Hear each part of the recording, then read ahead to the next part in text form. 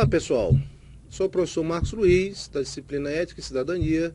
Nós vamos começar agora a aula referente à segunda unidade dessa disciplina. Nessa aula nós trataremos de cidadania, o que é conduta cidadã, do conceito de cidadania, direitos e deveres do cidadão. Falaremos um pouco sobre o jeitinho brasileiro, né? Finalizaremos falando sobre o sistema de segurança pública do Estado brasileiro. Bom, de início é importante a gente definir o que é conduta cidadã, o que é comportamento cidadão, quando é que a gente atua como cidadão, né? É importante inicialmente fazer alguns breves relatos de origem histórica. Como é que começou essa discussão sobre cidadania? Na Grécia Antiga, por exemplo, a cidadania era considerado cidadão o habitante da cidade, ou seja, o habitante da civitas, né? Ou seja, era aquele cidadão da cidade grega que possuía privilégios e que, portanto, poderia participar da vida política daquela cidade, das decisões políticas daquela coletividade, né? Então, na Grécia, nós tínhamos um conceito de cidadania ainda muito restrito. Cidadão não eram todas as pessoas, até porque se admitia, em alguns casos, até a escravidão. E essas pessoas não detinham, naquele momento, qualquer direito de natureza política, né? Na Roma Antiga, o exercício de direitos públicos, políticos, civis e religiosos era atribuído apenas aos patrícios, aliás, né? Os chamados plebeus, que não eram, né, considerados, digamos assim, a elite daquela coletividade, eles não tinham qualquer direito político, né? Então apenas a classe dos patrícios, que era a elite social da Roma Antiga, é que de alguma forma exerciam aquilo que a gente chama hoje de cidadania. Tinham direitos políticos, tinham direitos religiosos, tinham direitos civis, por exemplo, né? Agora, em 450 a.C., ainda no final do Império Romano, a lei das 12 tábuas assegurou também aos plebeus o exercício da cidadania. Então, isso foi se dar já no período de decadência, no período final do Império Romano, né? Essa ampliação dos direitos políticos, sociais, direitos civis, também aos plebeus. Na Idade Média, na época do feudalismo, né, a relação que existia era uma relação de vassalagem, ou seja, dependência do camponês em relação ao senhor feudal, de modo que o camponês ele não tinha direitos políticos, apenas o chamado senhor feudal é que tinha realmente o controle político, o controle, né, dos direitos, né? Ele é que efetivamente definia os rumos daquela coletividade. O chamado vassalo apenas se subordinava, ele dependia das decisões do senhor feudal. A gente pode concluir, portanto, que na época do chamado feudalismo, na Idade Média, não havia ainda cidadania, né? Essa discussão ela voltou à tona na época, no período das revoluções, até porque nós tínhamos ali os estados de monarquia absoluta, onde o rei exercia com mão de ferro o seu mandato, né? Houve um rei, me parece que Luís XV, que disse que o Estado sou eu, ou seja, ele exercia realmente de forma absoluta o poder estatal, e as pessoas, né, os chamados súditos, eles não tinham direitos políticos, eles não tinham direitos civis, eles não escolhiam, por exemplo, seus representantes, eles não participavam da vontade do Estado, né? Isso, é claro, chegou a um momento de revolução, de várias revoluções, né? A gente teve a Revolução Inglesa, a Revolução Americana, a Independência Americana, no caso, até que em 1789 os franceses resolveram se rebelar contra esse regime de absolutismo, né? Contra essa monarquia absoluta. Instituíram um conjunto de direitos humanos fundamentais, né, com a Revolução Francesa. Então surgiu lá, por exemplo, a ideia de liberdade, a ideia de igualdade entre os cidadãos, que não havia até então, né? O clero, a nobreza, os reis, né? é que eram consideradas até pessoas diferenciadas, pessoas distintas das outras pessoas, e foi com a Revolução Francesa que surgiu essa ideia da isonomia, da igualdade e também da fraternidade entre os povos, né? Então a Revolução Francesa realmente foi o grande momento de evolução histórica em que nós chegamos à discussão sobre cidadania, a participação cidadã, né? A garantia a todo e qualquer indivíduo de direitos políticos e civis, né? Sem qualquer distinção de classe, sem qualquer distinção em relação às qualidades dessas pessoas. É preciso também fazer uma ressalva no seguinte sentido: os chamados direitos humanos, eles vêm daí, né? Desse período em que a Revolução Francesa, em que os franceses se rebelaram contra um regime que era autoritário, um regime que não respeitava direitos, um regime que condenava as pessoas, por exemplo, sem processo. Era um regime que não garantia o direito de defesa e que dava, obviamente, margem a muitas injustiças, né? Se condenavam alguns que realmente tinham culpa, outros eram condenados sem qualquer tipo de comprovação de culpa, sem qualquer tipo de envolvimento na prática de alguma conduta delituosa, de algum crime, por exemplo. Então, os direitos humanos eles surgem dessa necessidade de que as pessoas sejam respeitadas, né, e que só sofram algum tipo de interferência estatal, algum tipo de perseguição estatal, se lhes forem garantidas pelo menos alguns desses direitos, como um devido processo legal, um direito de defesa, o direito ao contraditório. Então, daí é que vem as bases do nossos chamados direitos humanos, que estão em vigor até os dias de hoje, né? Então, a cidadania, ou a vida cidadã, nada mais é do que o direito que cada um de nós tem, que cada cidadão tem, de participação na vida política, de inclusão na vida política, né? É o exercício pleno da cidadania. Segundo Dalmo de Abreu Dallari, a cidadania expressa um conjunto de direitos que dá à pessoa a possibilidade de participar ativamente da vida e do governo de seu povo. Quem não tem cidadania está marginalizado ou excluído da vida social e da tomada de decisões, ficando numa posição de inferioridade dentro do grupo social, né? Em 1988, nós tivemos no Brasil, com o fim do regime militar, uma discussão sobre cidadania, sobre direitos sociais, sobre direitos políticos, que foi a Assembleia Nacional Constituinte, né? Que teve como conclusão final a nossa Constituição atualmente em vigor. A Constituição é a lei maior do país. É aquela lei que estabelece a organização do Estado, é aquela lei que estabelece quais são os limites de atuação do Estado. E é a lei que estabelece também quais são os direitos do cidadão dentro daquele Estado, né? E a Constituição de 88, por ter sido a Constituição da nossa história que mais congregou, que mais trouxe direitos ao cidadão, ela foi chamada por Ulisses Guimarães, que era o presidente da Câmara, o presidente da Assembleia Nacional Constituinte, de Constituição Cidadã, né? Ulisses Guimarães ele disse sobre a Constituição de 88 o seguinte: essa será a Constituição cidadã, porque recuperará como cidadãos milhões de brasileiros vítimas da pior das discriminações sociais, que é a fome, né?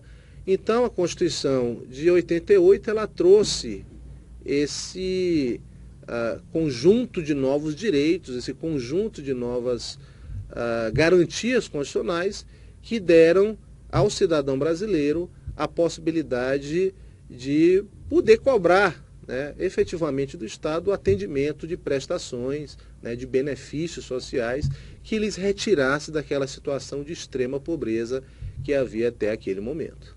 Então é isso, pessoal. A Constituição de 88 ela foi a Constituição que trouxe mais direitos e garantias ao cidadão, né? Tanto que nós falamos ainda há pouco que o Ulisses Guimarães, o deputado federal Ulisses Guimarães, chamou essa Constituição de Constituição Cidadã, né? Mas é importante nós estudarmos e vermos quais são os direitos e deveres do cidadão, né? O cidadão ele tem direitos assegurados pela Constituição Federal, como eu falei, mas ele também tem deveres enquanto cidadão. A primeira discussão que se faz, a primeira situação que se coloca é o seguinte: o direito de um termina quando começa o direito do outro. Ou seja, nós todos temos direitos assegurados na Constituição, mas Mas nós não podemos usar esse nosso direito para prejudicar outras pessoas, né? O nosso direito ele tem um limite, portanto. O limite é exatamente o direito do outro. Um direito que a gente pode exemplificar numa situação dessa é o direito de propriedade. Nós podemos ter direito a ter uma casa, a ter um veículo, né? Mas nós, por exemplo, não podemos utilizar essa nossa propriedade, esse nosso objeto, de forma a causar um prejuízo a outro. Por exemplo, ligando o som em alto volume, prejudicando que as outras pessoas possam descansar. Isso, de alguma forma, causa um dano que não é aceito socialmente. É um direito que acaba não sendo legítimo. Por quê? Porque ele invade, ele prejudica o direito do outro, né? E uma outra discussão mais recente que se coloca é se nós, como cidadãos, né, já que temos esses direitos reconhecidos juridicamente, legalmente, se nós somos meros cidadãos ou somos também consumidores do governo, né? Nós sabemos que a Constituição Federal ela também garantiu ao consumidor uma série de direitos e previu a existência de um Código de Defesa do Consumidor, onde o consumidor de bens e serviços ele pode, né, postular uma indenização, ele pode fazer algum tipo de reclamação contra o bem ou serviço prestado, mas isso dentro de uma relação que é privada, isso dentro de um conjunto de negociações comerciais que não tem natureza pública. A questão que se coloca é, em face da Constituição, esses direitos de consumidor passaram também ao cidadão. Nós temos agora como reclamar do Estado os péssimos serviços prestados, a qualidade dos serviços prestados. Nós temos como cobrar do Estado que melhore a qualidade desses serviços, né? Essa é uma tendência cada vez maior dentro do Estado brasileiro de se reconhecer ao cidadão também essa condição de consumidor, no sentido de que ele vai poder cobrar do Estado uma melhoria na prestação de serviços públicos que é garantida a todo e qualquer cidadão pelas leis do país, né? Então o cidadão ele passa a ser visto nos dias de hoje também como um cliente do governo, como alguém que, como paga impostos, que como é contribuinte, né, também tem o direito de reclamar, por exemplo, por uma boa prestação de serviços de saúde, por uma boa prestação de serviços educacionais, por estradas, né, e melhores condições de tráfego. Isso é uma situação nova e que garante a todos nós, como cidadão, essa situação, essa condição de cliente em face do governo, né? Para exemplificar os direitos e deveres individuais coletivos, vamos dar uma olhadinha no artigo 5º da Constituição Federal, que elenca vários desses direitos. Eu não vou aqui detalhar, vocês em casa deem uma olhada na Constituição Federal, principalmente no artigo 5º, né, que vocês vão ver quais são os direitos que nós temos dentro do Estado brasileiro. Por exemplo, o artigo 5º ele começa dizendo que todos somos iguais perante a lei, ou seja, não pode haver distinção legal entre pessoas. Uma lei não pode tratar alguém diferente de outra pessoa, por qualquer motivo, né? Seja por motivo de origem, seja por motivo de sexo, de opção sexual, isso não pode ser instituído legalmente, né? Mas a Constituição garante, por exemplo, o direito à vida, ela garante o direito à segurança, que nem sempre é atendido, né?